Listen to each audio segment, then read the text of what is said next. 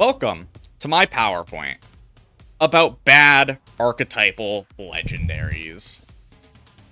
So first we start with Lucent Bark. Lucent Bark is a really, this is a case of a card of all time.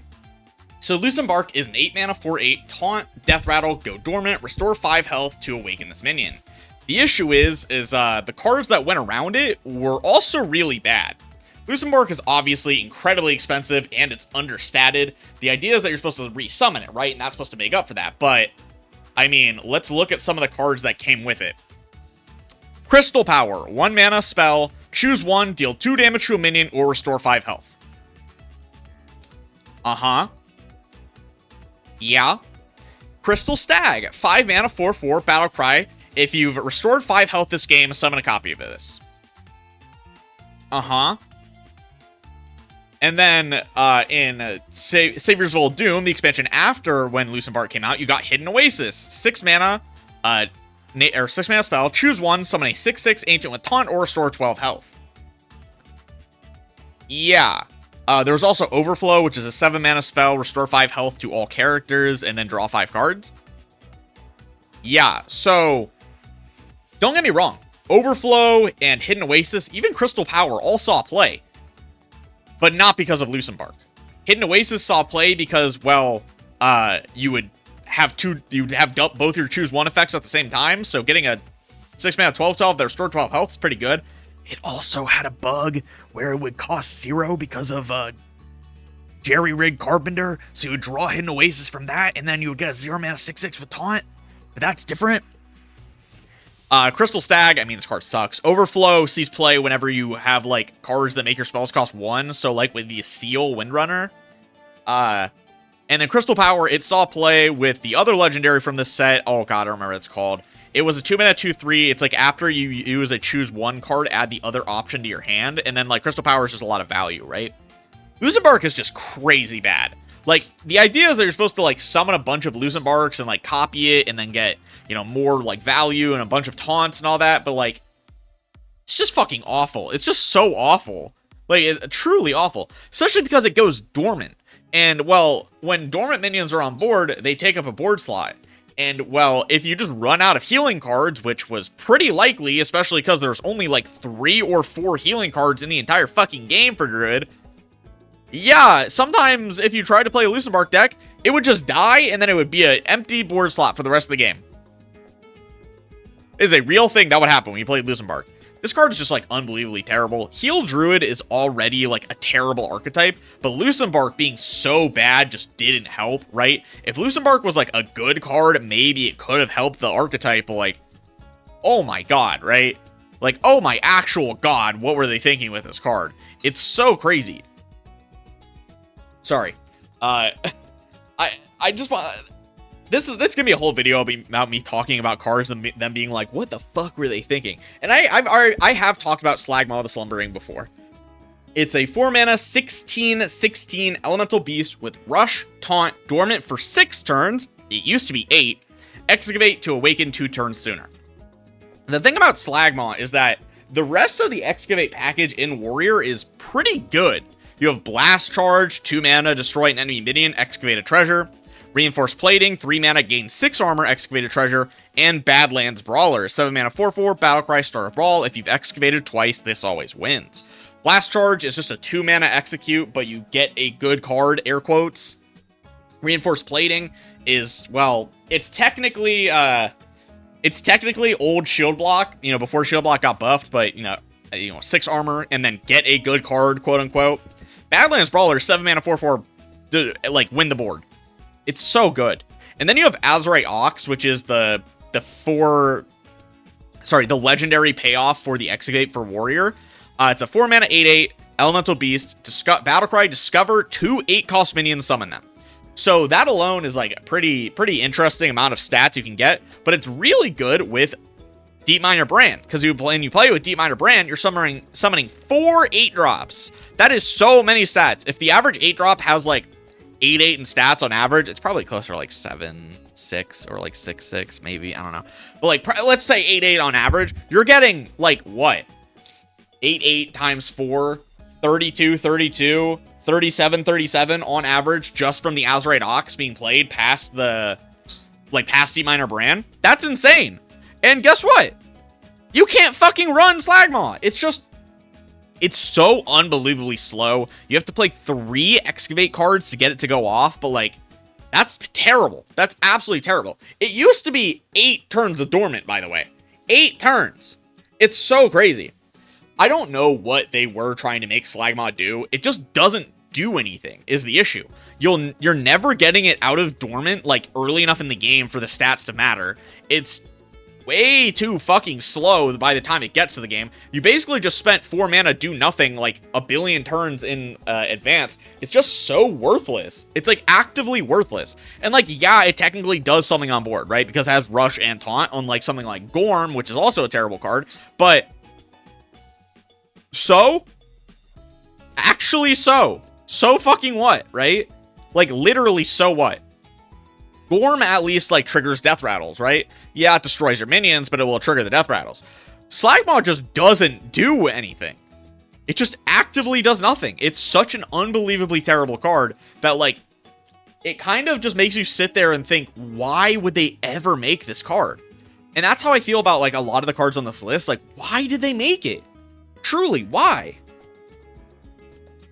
Badlands Bandits. Oh my god, this is a card of all time. It's a 6... Ooh, I just hit my mic. I'm sorry. It is a 6 mana spell. Get 8 3/2 bandits with bonus effects. Any that can't fit in your hand are summoned instead. And it's like Rush, Divine Shield, Reborn, Lifesteal, Taunt, Wind Fury, Stealth. Did I miss any? Rush, Lifesteal, Divine Shield, Taunt, Wind Fury, Stealth, Reborn, Poisonous. No, they probably, I think they might have changed the stealth one to elusive, because they changed a lot of cards that would have, like, bonus effects from stealth to elusive. Anyway, it doesn't matter, right? Because the Badland Bandits is just a terrible card. At absolute best, it is 6 mana, fill your board with 7 3/2s that kind of do something. For 6 mana. You have to have a full hand to make that work, which is already hard enough. But even when that does happen, they're not even that good. Because they're just like 1 keyword minions, which is terrible. They're supposed to go together with cards like Living Horizon and Lawful Longarm, right? Living Horizon's a 10 mana 4/6 elemental. Its Taunt, Divine Shield costs 1 less for each other card in your hand. Lawful Longarm is a 5 mana 1/5 with Rush, Lifesteal, Battlecry, gain +1 attack for each card in your hand. These cards see play. They're actually not that bad. Living Horizon's really good off of Pipsy because it's both Taunt and Divine Shield, so Pipsy will summon both of them. And you can get Pipsy out on, like, turn 4 sometimes, so... yeah. Lawful Longarm can, like, be, like, a 5 mana 5/5 Rush Lifesteal or better almost always. There's times that you'll get 5 mana, like, 10... sorry, 10/5 Rush Lifesteal, like, even on turn 5. It's not easy, but it's definitely possible. And, like...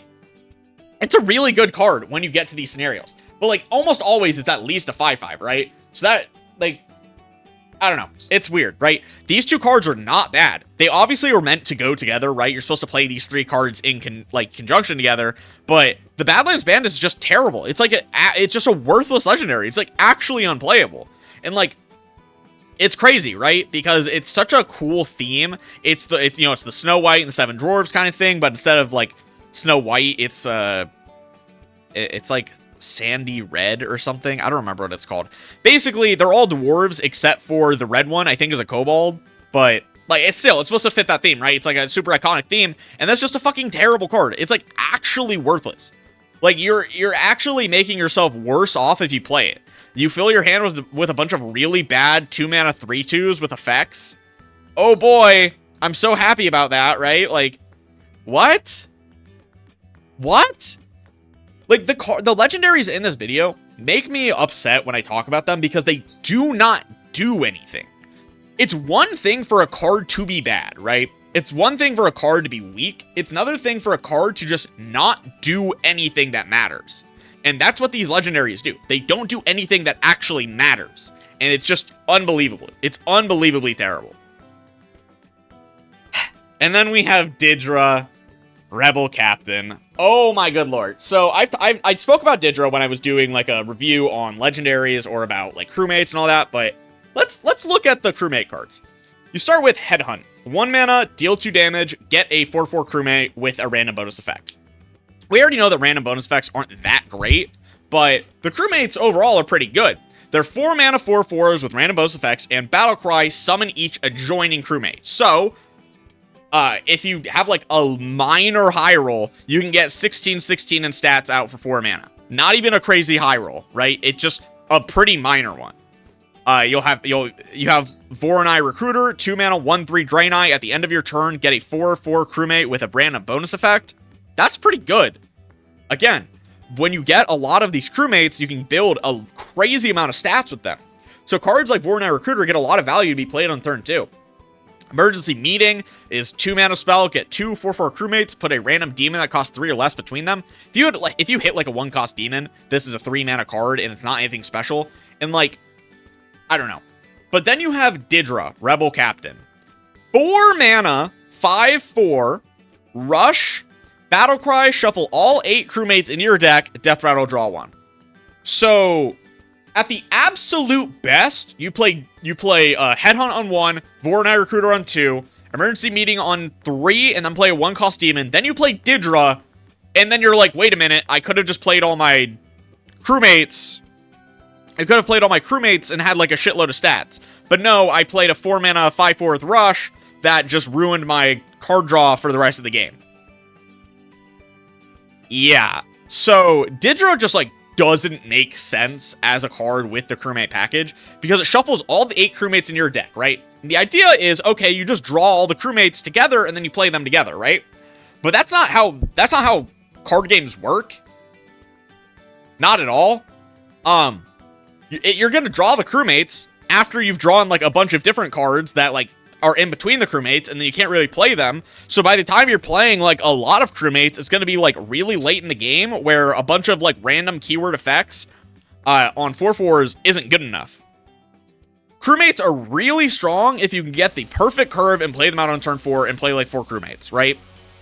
Otherwise, they're fucking awful. Didra is so worthless.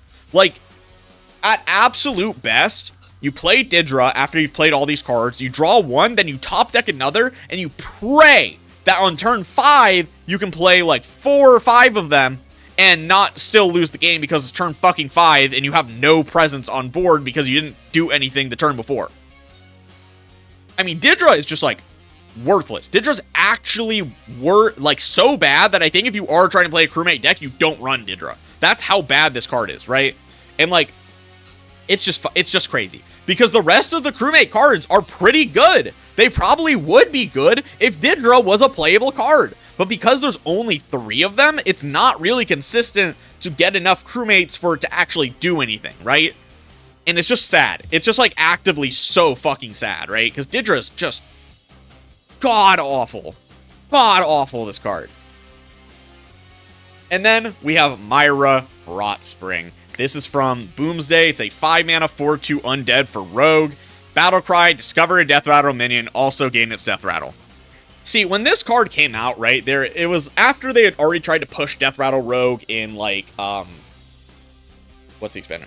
Knights of the Kobolds and Catacombs, where they gave you, like, you gave you Onyx Spellstone, which is 5 mana, destroy a random minion, play 2 Death Rattles to upgrade, so it'd be, like, what the fuck, dude? It was so expensive, and it's just such a terrible card.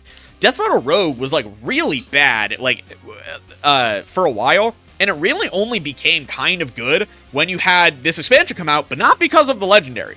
You have cards like Necrium Blade, 3 mana 3/2, Death Rattle, trigger the Death Rattle of a friendly minion, Blight Nozzle Crawler, 4 mana 2/4 Mech, Death Rattle, summon a 1/1 Poisonous with Rush, or 1/1 Ooze with Poisonous and Rush, and Necrium Vial, 5 mana Shadow Spell, or trigger a friendly minion's Death Rattle twice. Necrium Vial is also a pretty bad card, do not get me wrong. It was kind of like mediocre at best, but Myra Rotring is just terrible. Actively a terrible card.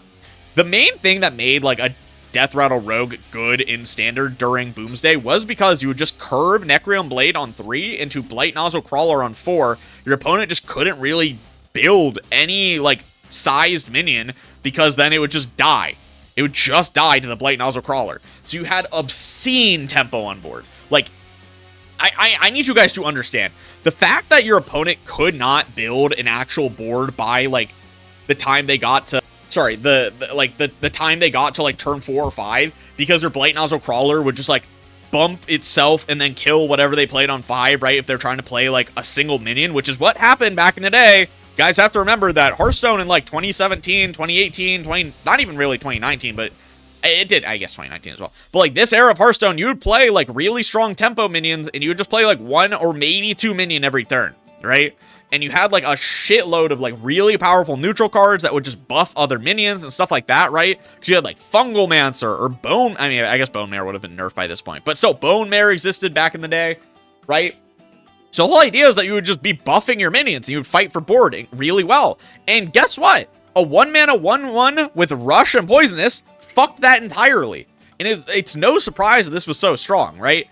Like, this this 2-card combo, it just really ended the game. It made, like, I don't even remember what the list looks like off the top of my head. I'm gonna be real with you. But it made this, like, it had this, like, super powerful effect on the early meta of Boomsday that was like, yeah, I mean, I just instantly always win on board because my Blight Nozzle Crawler is not that easy to kill. Still has 4 health, and then I just get, you know, the death rattle effect of it, and then yeah, I kill you on board. It was crazy. It's actually insane. But yeah, that's gonna be it for me. If you guys enjoyed, make sure to like, comment, and subscribe. Tell me anything down below. Do any of you guys remember that Myra deck, or not Myra deck, that Death Rattle Rogue deck that, like, from day 1 Boomsday? It was so cool. I can't remember, like, it vividly off the top of my head. I would have to look it up to remember all the cards it ran, but it was still really, really fun. I have 2 giveaways going on right now for the Great Dark Beyond. To enter, all you have to do is subscribe to my channel, like the video, and then comment down below on any video that has the giveaway what your favorite card of the expansion is. And then I have another one for members. All you have to do is become a member of the channel, and my lowest tier is 99 cents. It's really cheap. I'm not doing it for the money. I like having members. It really lets me give back to my community. I can add emotes the more members I get, and it just lets me, yeah, give back to my community a little bit more. But yeah, that's gonna be it for me. I'll see you guys next time. Peace out. Shadows are rising again! Darker than they've ever been. As evil descends from the skies, the world cries out, how will we survive? Out of the hall of explorers, and up from the dusty tomb. They grab their whips and fedoras. These legends are the